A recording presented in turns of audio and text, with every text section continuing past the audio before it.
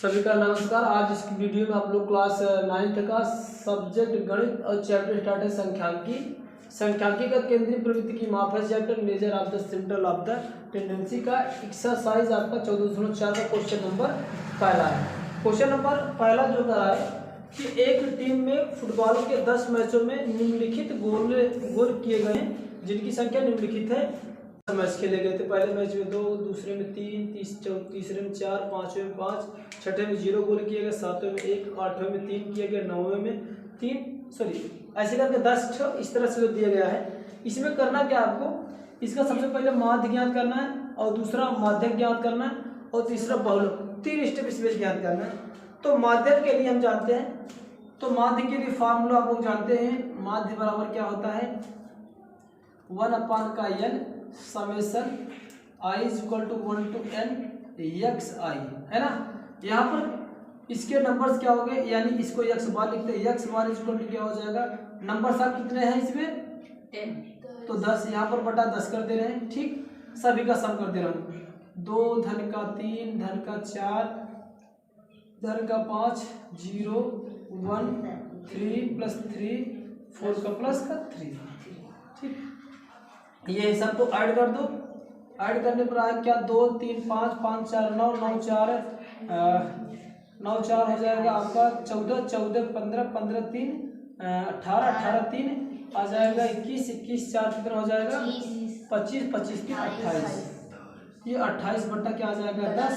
तो इसको ज्ञात करने के लिए क्या होगा, x बार = 1 दशमलव लगेगा तो 2.8 हो जाएगा। यानी 10 मैचों में इनका जो 10 मैचों का जो औसत होगा वो कितना हो जाएगा 2.8।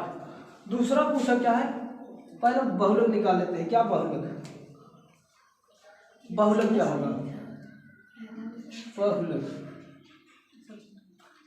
जिसको अंग्रेजी मोड कहते हैं। बहुलक क्या होता है, बहुलक क्या होता है, किसी भी दिए गए अवर्गीकृत आंकड़ों में, किसी दिए गए अवर्गीकृत आंकड़ों में जिस संख्या की पुनरावृत्ति बार बार हुई रहती है, जिस संख्या की पुनरावृत्ति बार बार यानी इन सभी संख्याओं से कई बार हुआ हो, यानी अधिक बार में हुआ हो।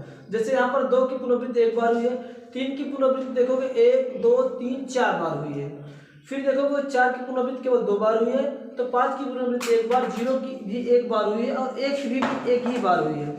तो बहुलक निकालने का कंसेप्ट होता है कि जिस संख्या की पुनरावृत्ति बार बार हुई हो और इन संख्या में दी गई सभी संख्याओं से अधिक बार हुई है, तो वह संख्या इस टोटल आंकड़े का क्या कहलाता है, तो बहुलक होता है। इसमें सबसे ज्यादा बार कौन रिपीट हुआ है, तो ये 3 कई बार रिपीट हुआ है ना। तो इसीलिए इस आंकड़े का जो मॉड होगा वह बहुलक होगा, क्या हो जाएगा, वह 3 आ जाएगा। तो इसका जो बहुलक आंसर होगा वो 3 बार, चाहे जहां भी क्वेश्चन इस प्रकार के दे रखे और बहुलक पूछे तो जो सबसे बार नंबर आया हो वह संख्या क्या कहलाती है, उस जो भी क्वेश्चन होगा उसको क्या होगा, बहुलक का आंसर होगा। यानी बहुलक क्या हो जाएगा, इसका 3 हो जाएगा। अब इसमें अगला पूछा है, क्या पूछा है, माध्यक ज्ञात दीजिए। माध्यक, इसको मीडियन कहते हैं, मीडियम कहते हैं। मीडियम हमें निकालना है। यहाँ पर मीडियम के लिए 2 कॉन्सेप्ट होते हैं। मीडियम के लिए 2 कॉन्सेप्ट होते हैं। पहला, या तो जो आंकड़ों की जो नंबर्स हैं वह सम संख्या में, जो आंकड़ों की जो संख्या दे जो इसमें दे रखा है इसकी संख्या सम हो। पहला कॉन्सेप्ट सम के लिए, सम के लिए, सम के लिए, सम के लिए क्या होता है, सिंपल सा फार्मूला था इसके लिए हमें जो माध्यक निकालने के लिए, तो होगा क्या n बटे 2वां पद, n बटे 2वां पद, या कह लेते हैं इसको 2 कंसेप्ट निकालते हैं, n बटा 2वां पद 2वें पद धन n बटे 2 + 1वें पद वे पद। ये तो सम के लिए है। अब ये nवां पद 2वां पद यानी n + 1वां पद आएगा कहां से, मैं बता रहा हूं। ये तो सम के लिए है। अगर यही जो n दे रखा है या ये विषम के लिए, विषम सम के लिए, इवन के लिए सम, जो कि मैं लिखा हूं, ये नंबर ऑफ n है। अब ये समझेंगे कैसे, कि n क्या है, जो सम और विषम है, n यही नंबर हैं जो इसमें आंकड़े में दे रखा है। तो यहाँ पर सम के लिए यही है। दूसरा यहाँ पर फॉर्म इसका बनता है विषम के लिए। विषम के लिए, विषम के लिए कहने का मतलब क्या है इसका, कि n जो है, n की संख्या ऑड हो, ऑड, तब का आता है यहाँ से जो आएगा आपका ये मीडियम बराबर क्या आ जाएगा, मीडियन। तब जो मीडियम आएगा, मीडियन यानी मीडियन जो आएगा वो क्या होगा हमारा, मीडियम बराबर, तब इसके लिए फॉर्म बनेगा आपका n+1 बटे दूसरा पद, दूसरा पद। देखो निकाला कैसे जाएगा, ये तो कंसेप्ट था, फार्मूला था। यहाँ पर इस क्वेश्चन में जो है, यहाँ पर कौन से हैं कि यहाँ पर कितने नंबर से हैं, 10 नंबर है। तो 10 सम है कि विषम है, तो सम के लिए फॉर्म ये आपका लगेगा, ये वाला फार्मूला लगेगा, ये वाला, कि क्या जब क्या हो, n क्या है, सम के लिए अप्लाई है। तो यहाँ पर n बटे 2, सबसे पहले क्वेश्चन को सॉल्व करने के लिए दिए गए आंकड़े को हम आरोही क्रम में लिखेंगे। क्या करेंगे, पहला कंसेप्ट क्या होगा, स्टेप होगा, हम इसको थोड़ा सा हटा देते हैं, इसकी आवश्यकता नहीं है, तो हो ही गया है। सबसे पहले पहला स्टेप होता है, सबसे पहला स्टेप क्या होता है, दिए गए आंकड़े को क्या किया जाता है, आरोही क्रम में लिखा जाता है।